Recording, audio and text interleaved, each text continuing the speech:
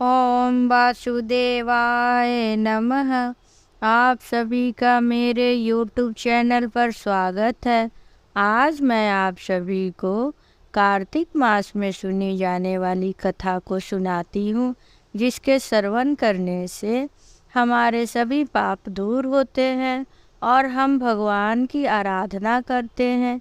हमें भगवान का कार्तिक मास में श्री हरि का गुणगान करना चाहिए, उनकी पूजा करनी चाहिए, उनकी मंत्र जप करनी चाहिए और हमें उनका ध्यान धरना चाहिए। तो इसीलिए मैं आप लोगों को आज एक कथा सुना रही हूँ, जिसे आप ध्यानपूर्वक सुनें। एक समय की बात है कि एक गांव में एक बूढ़ी रहती थी। वह कार्तिक मास का व्रत करती थी। सुबह ही ब्रह्म मुहूर्त में उठ के स्नान ध्यान करना, पूजा पाठ करना, वह हर विधि विधान करती थी कि और जब भी उसका व्रत खोलना रहता था तो उसके पहले उसके भक्ति भाव से बड़े ही प्रसन्न थे श्री हरि, तो वो ले आके उसके लिए एक कटोरी खिचड़ी रख जाते थे। वो भगवान का प्रसाद मान के उसे ग्रहण कर लेती थी।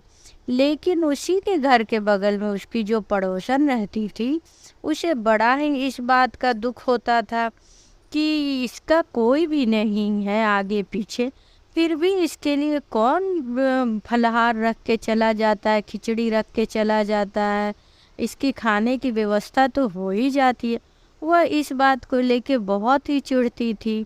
एक समय की बात है कि बूढ़ी जो थी पूजा पाठ करने के बाद, अपना ध्यान मग्न करने के बाद वह कहीं बाहर गई थी। जब वो घर के अंदर आई तो उसने खिचड़ी नहीं पाई। और इधर क्या हुआ था कि जब वो बाहर गई थी तो भगवान आके उसके लिए कटोरे में खिचड़ी रख के चले गए। और पड़ोसन ने देखा कि बूढ़ी माता घर में नहीं है, तो उसने ईर्ष्यावश खिचड़ी को उठा के उसके घर के पीछे ले जाके फेंक दिया था।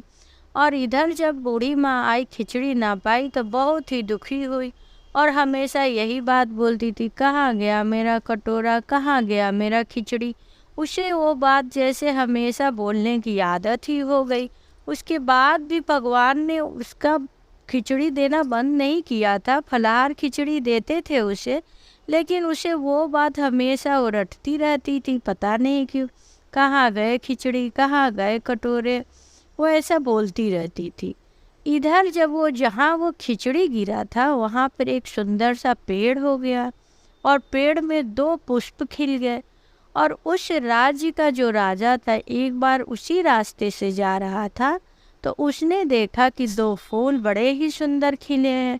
तो उसने क्या किया, दोनों फूल को तोड़ा और ले जाके अपनी रानी को दिया। रानी भी फूल देख के बड़ा ही प्रसन्न हो गई। अरे ये तो बड़ा ही अद्भुत पुष्प है, ये तो बहुत ही अच्छी, अरे इसमें कितनी अच्छी सुगंध है। उसने दोनों ही पुष्पों को सुगंधित है ऐसा करके सूंघने लगी।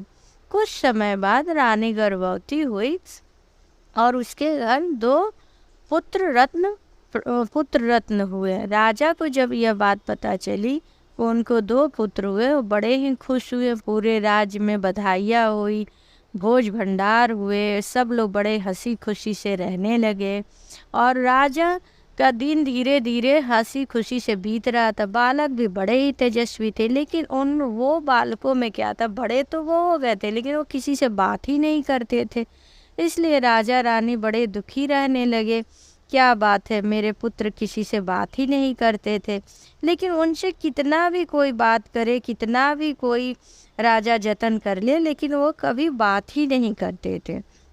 एक समय की बात है कि दोनों राजकुमार रथ पे बैठ के उसी रास्ते जा रहे थे जिधर बुढ़िया का घर था। वो बूढ़ी माँ उसी रास्ते से गुजर रही थी और वो अपना वही बात दोहरा रही थी, पर मेरी खिचड़ी कहाँ गई, मेरी कटोरे कहाँ गए। तब उन बालकों ने कहा कि अरे माता जी, वो खिचड़ी मैं हूँ, कटोरा ये है, हम दोनों वो फेंकी गई। जो आपकी पड़ोसन थी वो खिचड़ी को फेंकी तो हम दोनों हुए, हम ही खिचड़ी है, हम ही कटोरा। फिर जब भी वो उस रास्ते से गुजरते तो वो बूढ़ी माँ मिलती और वो बालक यही बात बोलते। तब जब वो रथ पे बैठे थे तो सारथी ने यह बात धीरे धीरे सबको बताई कि बालक बात करते हैं एक बूढ़ी माँ से, यह बात धीरे धीरे राजा के कान में पहुंची। राजा को बड़ा ही आश्चर्य हुआ कि मेरे पुत्र की आवाज़ सुनने के लिए हम दोनों राजा रानी तरस गए, कभी सुन ना पाए, और बड़ा ही जतन किए। इतने तेजस्वी सुंदर बालक बोलते नहीं हैं, लेकिन ये बूढ़ी माँ से कैसे बात कर रहे हैं। राजा ने उस बूढ़ी माता को अपने राजभवन में बुलाया और पूछा कि माता जी, क्या मेरे राजकुमार आपसे बात करते हैं? तो बूढ़ी माँ ने कहा हाँ। तो बोले कैसे?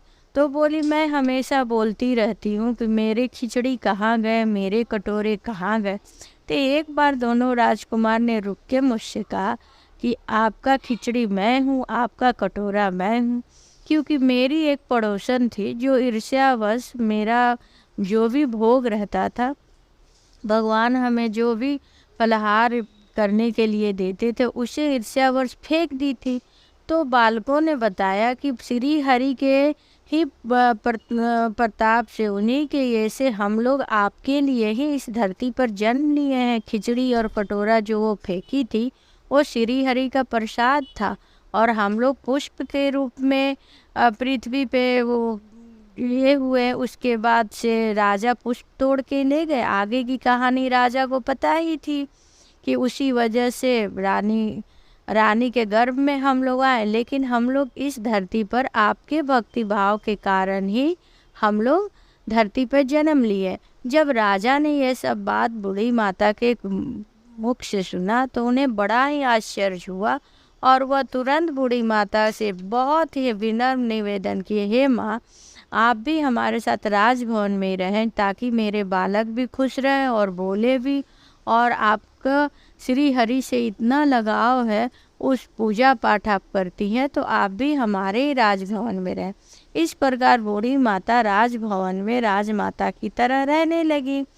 तो जिस प्रकार बूढ़ी माता का भगवान श्री हरि ने कार्तिक मास में जो वो व्रत कर रही थी, उनका सभी मनोकामनाएं पूर्ण किए, उसी प्रकार कथा सुनने वाले का भी भगवान मनोकामना पूर्ण करे। तो आप लोगों को ये कथा कैसी लगी आप ज़रूर कमेंट बॉक्स में बताएं, और हमें मोटिवेशन मिलती है अगर आप हमें कमेंट देते हैं, लाइक करते हैं, तो हमें बहुत अच्छा लगता है। और मैं हर वीडियो में कहती हूँ कि हम किसी भी प्रकार से, किसी भी माध्यम से, किसी भी समय अगर हम भगवान की स्तुति सुनते हैं, मोबाइल में उनकी कथा सुनते हैं या कोई भी मंत्र सुनते हैं, तो हमारे लिए अच्छा ही होगा।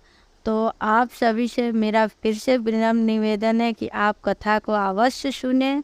ओम वासुदेव।